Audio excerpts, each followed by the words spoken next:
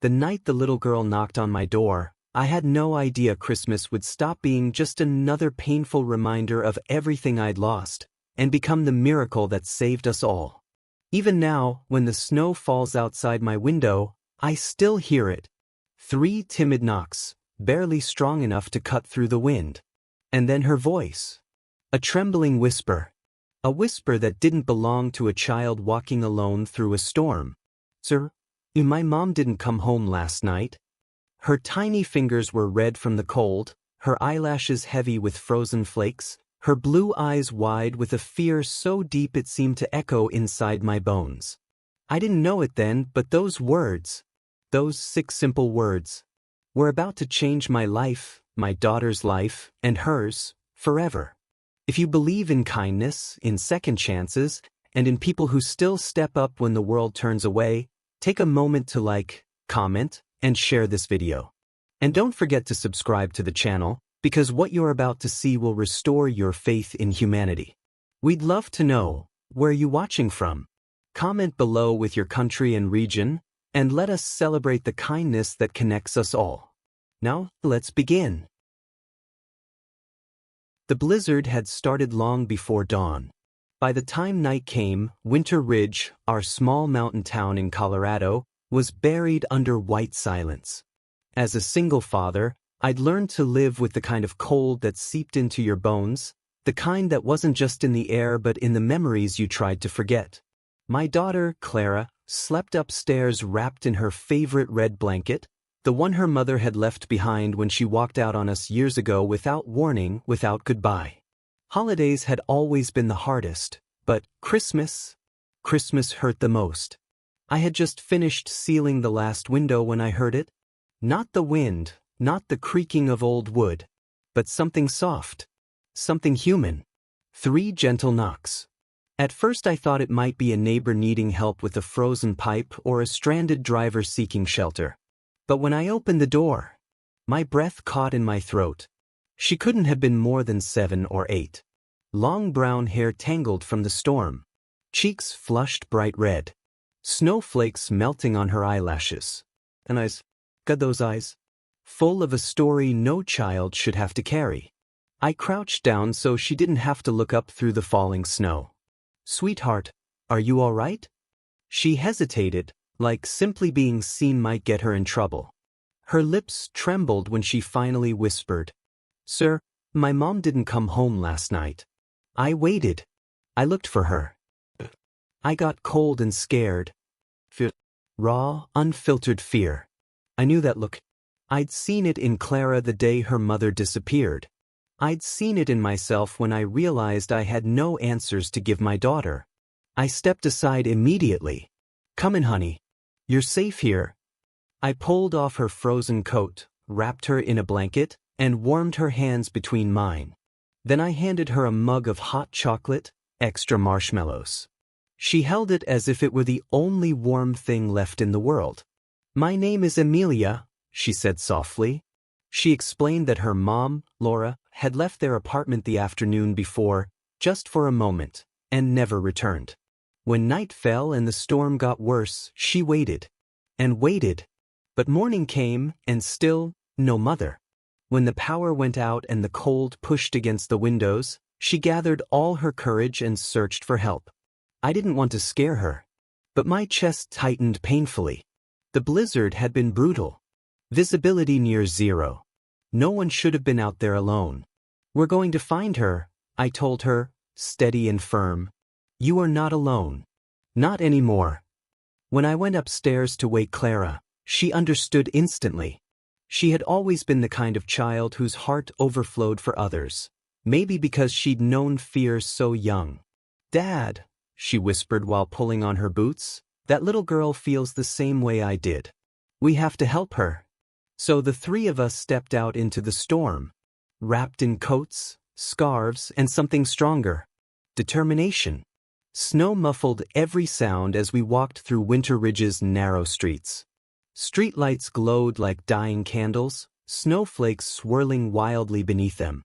Amelia stayed close beside me, unwilling to let go of my hand as if any distance might swallow her whole. She scanned every corner, Every shadow, every tree. With each gust of wind, the cold bit harder. But stopping wasn't an option. Not while fear sat like a weight in her tiny chest. Finally, under layers of fresh snow, we found something. Footprints. Half covered. Wondering. Uncertain. That way, Emilia said. My mom goes there, when she needs to think.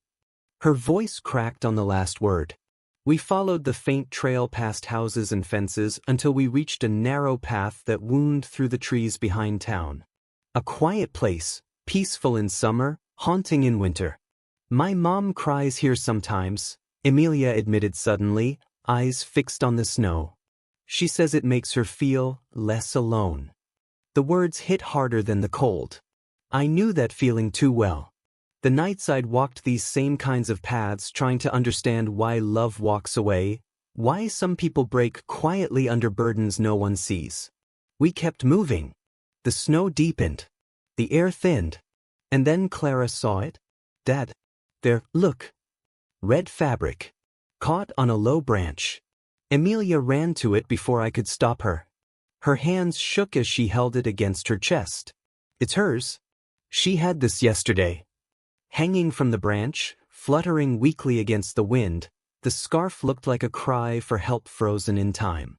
Nearby, more disturbed snow. More footprints. Leading deeper into the woods. We followed. Emilia squeezed my hand so tightly my fingers went numb. Clara walked on her other side, a small shield made of pure compassion. The wind screamed between the branches. A sound, barely audible, a faint, broken whimper. My heart slammed against my ribs.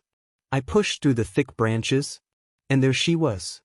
A woman slumped against a tree trunk, half buried in snow. Her leg twisted awkwardly. Her skin pale. Lips blue. Eyes half closed. Emilia screamed, stumbling toward her. Laura's eyes fluttered open.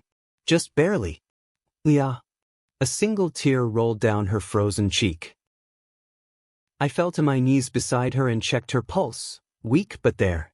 She'd likely slipped, fallen, and been unable to move. The storm must have trapped her for hours. We've got you, I told her. We're taking you home.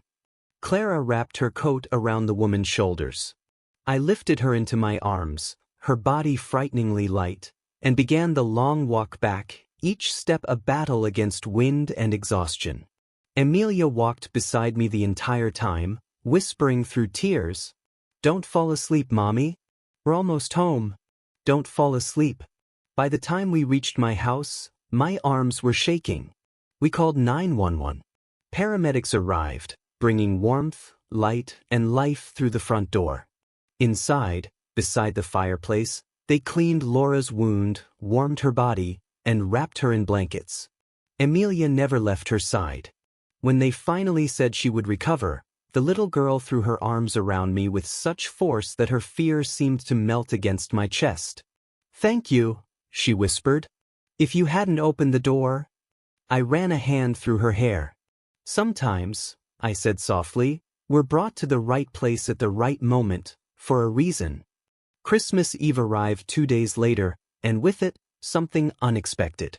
While Laura recovered in the spare bedroom, the girls decorated the tree together, laughing, sharing ornaments, acting as though they'd been sisters all along.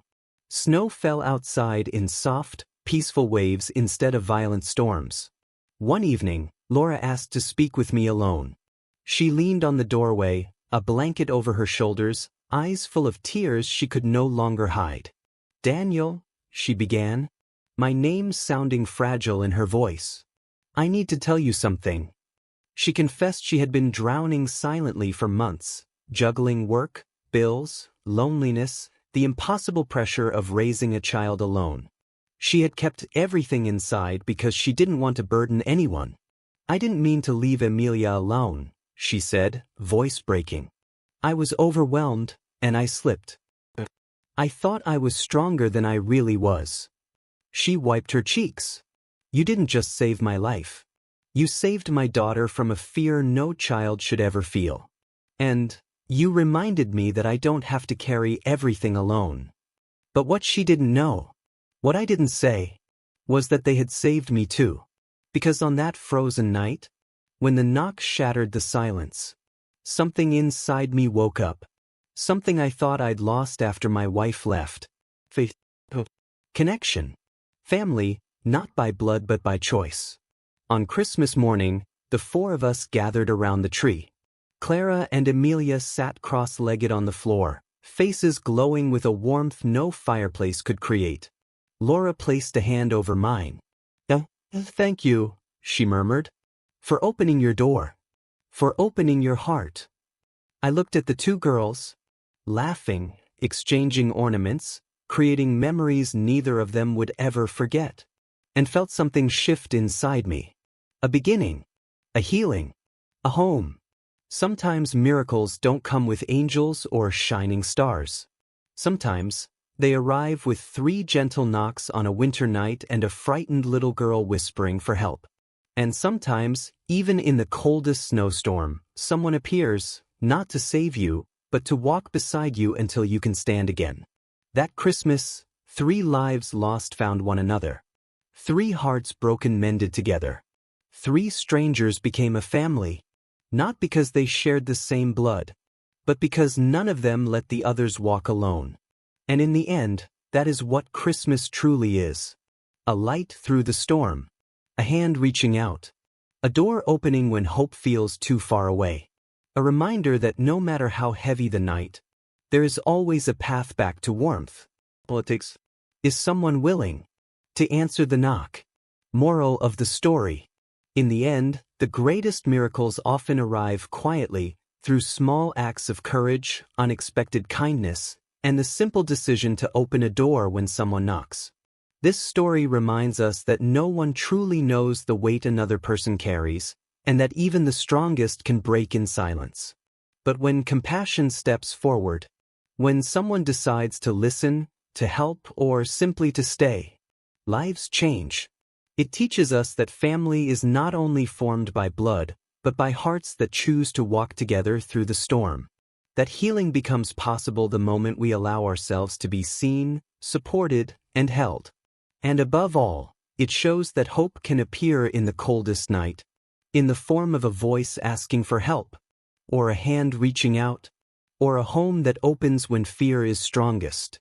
Because sometimes, the true Christmas miracle is not being rescued, but realizing we never had to face the darkness alone. Which part of this story touched you the most? Share your thoughts in the comments below. I'd love to read them. And don't forget to subscribe to the channel and turn on notifications, so you won't miss any of our next emotional stories.